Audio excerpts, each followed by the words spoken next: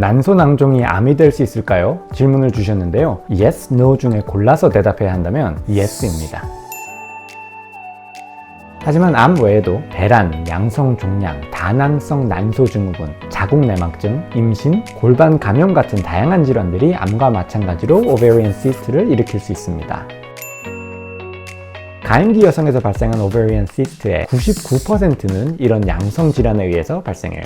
난소낭종이 후에 암으로 진행할 확률은 1% 정도로 높지 않다는 말이죠. 이전 질문에 대한 답은 Yes는 Yes인데 그 가능성은 낮다. 그런데 이 1%의 낮은 위험도를 급격하게 올리는 위험인자가 4가지 있습니다. 우선 난소의 모양이 중요해요. 양성 낭종의 경우 보통 풍선같이 단순한 구조입니다. 말 그대로 낭, 시스트예요. 하지만 만약 낭종 내부에 여러 벽이 있고 그 구조가 복잡한 경우 컴플렉스 시스트라고 하죠. 또는 시스트 주변에 결절, 덩어리가 보이는 경우 좋은 사인이 아닙니다. 그리고 난소와 그 내부뿐 아니라 주변, 복강 내부도 잘 관찰해야 해요. 복강 내 물이 차 있는 경우를 복수라고 하는데 이 또한 좋지 않습니다. 난소암이 진행하면 복수를 자주 유발하기 때문이에요. 세 번째 위험인자는 다른 암 과거력입니다. 난소와 멀리 떨어져 있는 유방암이나 아니면 소화기 계통의 암을 과거에 진단받은 경우 그 자체로 새로운 난소암의 위험인자가 될 수 있습니다.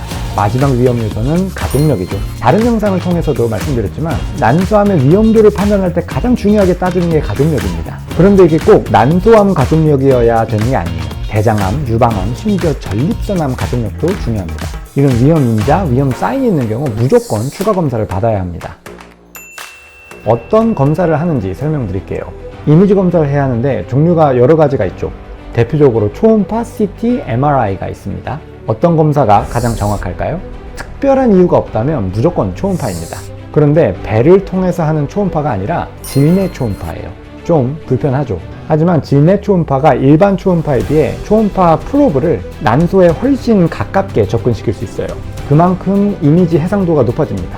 이미지 검사 외에도 CA125라는 캔서 마커 수치를 확인해야 합니다. 이 두 가지 검사 결과를 종합해서 그 다음 치료를 결정합니다. 치료 설명드릴게요. 만약 위에 말씀드린 검사 결과가 highly suspicious for cancer, 암이 강하게 의심된다고 하면 바로 수술을 통해 낭종을 제거해야 합니다. 수술은 치료가 목적이기도 하지만 채취한 낭종을 병리실로 보내서 확진을 내리는 진단의 목적도 가지고 있습니다. 그런데 초음파랑 혈액검사 결과가 애매할 때가 있어요. 암이 아닐 가능성이 높은데 소중한 난소를 제거하는 것도 말이 안 되고, 암의 가능성이 있는데 아무것도 안 하는 것도 말이 안 되는 이런 경우가 있습니다. 이런 경우 반복 검사를 합니다.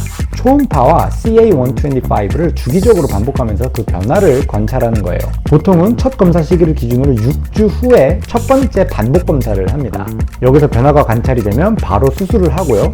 얌전하게 있는 것 같으면 조금씩 인터벌을 늘려가면서 검사를 계속 반복합니다. 마지막으로 암이 아닌데도 수술이 권장되는 몇 가지 경우가 있어서 이것도 설명을 드릴게요. 첫 번째, 낭종의 크기가 너무 크다, 5cm를 넘어간다 하는 경우가 그렇고요. 두 번째, 자궁암이 아니라 자궁내막증인데 이게 불임을 일으킬 가능성이 있는 경우. 마지막으로 낭종이 통증을 유발하거나 터질 위험이 있는 경우에도 수술을 추천합니다. 난소낭종, 오베리언 시스트의 진단, 치료 과정에 대해 알아봤습니다.